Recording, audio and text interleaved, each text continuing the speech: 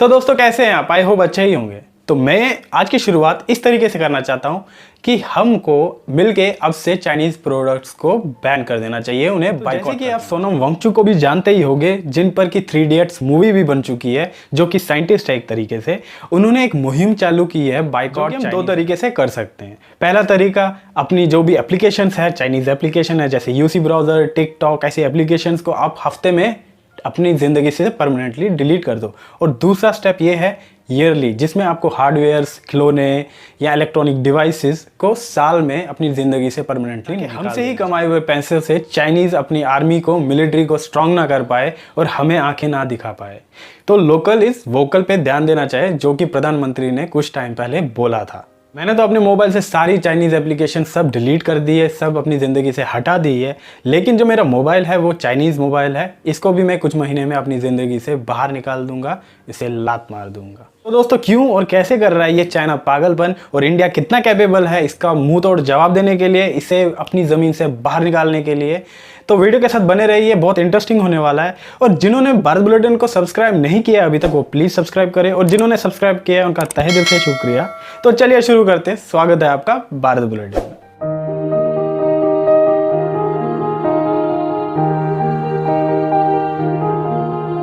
जैसे कि पूरी दुनिया जानती है कि जो कोरोना वायरस है वो ऑरिजिनेट चाइना से ही हुआ है, वुहान से ही हुआ है।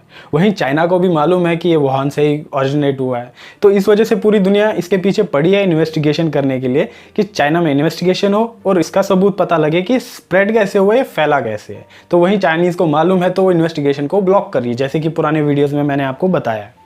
तो वही बात ये आती है कि चाइना क्यों इन्वेस्टिगेशन को ब्लॉक कर रहा है, पहली बात। और पूरी दुनिया चाइना को डेलिबरेटली रिस्पॉन्सिबल मानती है कोरोना वायरस को फैलाने के लिए। और वहीं यूएस, ऑस्ट्रेलिया, यूके जैसी कंट्रीज ऑफेंसिव होके इस इन्वेस्टिगेशन के पीछे पड़ी हुई है, चाइना के पीछे पड़ी हुई है। वहीं दूसरी तरफ देखोगे तो चाइना के अंदर बहुत बुरी हालत हो चुकी है। 7 से 8 करोड़ लोगों की नौकरियां तक छिन गई है। बड़ी बड़ी कंपनीज चाइना को छोड़ के दूसरे देशों में पलायन कर चुकी है। पाकिस्तान, अफ्रीका में जो इन्वेस्टमेंट की है, $बिलियन की इन्वेस्टमेंट की है, उधर से भी कुछ पैसा नहीं आ रहा है। तो इस वजह से चाइना बहुत बौखला गया है, वो पागल हो चुका है। तो यही कारण कि इन सब से अटेंशन डाइवर्ट करने के लिए, और साथ ही साथ जो इंटरनल लोग हैं, जो उनके अवाम है, उनको खुश रखने के लिए, उनको यूनाइट रखने के लिए आर्टिफिशियल और वर्चुअल एनिमीज क्रिएट कर रहा है चाइना। वहीं अप्रैल में देखोगे तो वियतनाम, कंबोडिया और थाईलैंड जैसे देश, जो कि राइस और फिशिंग पे डिपेंड है, उनको भी डिस्टर्ब करने लगा है। जहां से उनको पानी आता है, जिस डैम से उनको पानी आता है, उसको बंद कर रहा है। वहीं आप मलेशिया की बात करोगे तो उसके ड्रिलिंग वेल्स को बंद कर रहा है, उधर पे नेवी बेच के बंद करवा रहा है। वहीं पूरा 90% क्लेम कर रहा है कि साउथ चाइना सी जो है, उसके जो आइलैंड्स है वो सब चाइना के हैं। ताइवान के साथ भी बहुत मतलब एक्शन पर भी बात आ चुकी है, क्योंकि वहाँ अपने ट्रूप्स भेज रहे, अपनी नेवी सील भेज रहे हैं। लेकिन वहाँ अमेरिका भी ताइवान के साथ में सपोर्ट में आया है, और अपने जो वॉरशिप्स है, एयरक्राफ्ट कैरियर्स है, वो भी भेज रहा है। और वहीं फिलीपींस, इंडोनेशिया और सिंगापुर जैसी कंट्रीज़ को भी सता रहा है और डिस्टर्ब करने की कोशिश कर रहा है। वहीं ईस्ट चाइना सी की बात करोगे तो जापान का जो सेंकाकू आइलैंड है, उस पर भी अपनी नेवी डाल रहा है चाइना। वहीं आप साउथ कोरिया की बात करोगे तो उसको भी डिस्टर्ब करने की, परेशान करने की कोशिश कर रहा है। लेकिन वो थोड़ी स्ट्रॉन्ग कंट्रीज़ है, जापान भी, उनकी नेवी भी काफ़ी स्ट्रॉन्ग है फिलीपींस, इंडोनेशिया के मुकाबले। तो वो उतना नुकसान नहीं पहुँचा रहे हैं। और वैसे भी जापान ने शिकायत भी दर्ज की है यूनाइटेड काउंसिल में चाइना के लिए। तो अब बात करते हैं इंडिया की। जैसे कि आपको पता ही है, नेपाल जो है, नेपाल के प्रधानमंत्री जो कि कम्युनिस्ट पार्टी के हैं, जो कि कम्युनिस्ट है, जो बायस है चाइना से, और चाइना ने इसी का फ़ायदा उठा के नेपाल को हिंदुस्तान के खिलाफ भड़काने की कोशिश की। वहीं नेपाल के प्रधानमंत्री जो है इनसेंसिटिव स्टेटमेंट्स दिए और न्यू मैप के लिए प्रोटेस्ट दर्ज किए। लेकिन वहीं भारत सरकार नेपाल के खिलाफ कड़े और काफ़ी गंभीर स्टेप्स उठा रही है, ताकि नेपाल को उसकी जगह पता लगे। तो वहीं जो न्यू मैप पारित हो रहा था नेपाल के द्वारा, वो संसद में जारी नहीं किया गया। तो ये काफ़ी अच्छी डिप्लोमेटिक विन है हमारे हिंदुस्तान के लिए, पीएम मोदी के लिए।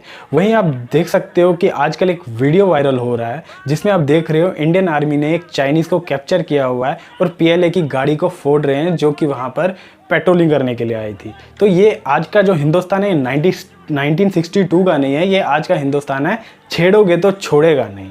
तो वहीं जैसे कि आप जानते ही हो, डोकलाम में भी इंडियन आर्मी ने एलएसी को पार करके आ रहे थे चाइनीज़ को, उनको लात मार के वापस भेज दिया था अपनी जगह पे। तो ऐसा इंडियन आर्मी आज की डेट में बहुत कैपेबल है, जैसे कि ALGs भी वहाँ पर बना चुके हैं, रोड कंस्ट्रक्शन काफ़ी हद तक बहुत हो चुकी है, ब्रिज कंस्ट्रक्शन हो चुकी है, ताकि आर्मी ट्रूप्स अपनी जगह पर आए, आर्मी ट्रूप्स अपने साथ जो भी सामान है वो तुरंत बॉर्डर्स पर पहुंचाया जाए। जैसे कि ALG की बात की, जो एडवांस लॉन्चिंग ग्राउंड होता है, तो वहाँ पर भी एयरक्राफ्ट काफ़ी तरीके के, काफ़ी फाइटर जेट्स, काफ़ी जो लॉजिस्टिक वाले जहाज़ होते हैं वो भी लैंड कर सकते हैं, वो भी आ सकते। 4000 ट्रूप्स हमने वैसे भी लद्दाख में भेज चुके हैं, 400 टैंक्स भी भेज चुके हैं। तो आज की डेट में इंडिया काफ़ी कैपेबल है मुंह तोड़ जवाब देने के लिए चाइना को। तो जैसे चाइना को ये पता लगा कि इंडियन आर्मी भी स्टैंड ऑफ है और वो हट नहीं रही है, तो वहीं चाइना के जो एम्बेसडर है उन्हें प्रेस कॉन्फ्रेंस करनी पड़ी, और प्रेस कॉन्फ्रेंस में ये कह रहे थे कि हमें मिलकर रहना चाहिए, हम एक डेवलपिंग कंट्रीज है, हमें एक साथ एक दूसरे की हेल्प करके डेवलप करना चाहिए। तो देखिए, of developing China-India relations and deepen your understanding of the important consensus reached by our two leaders.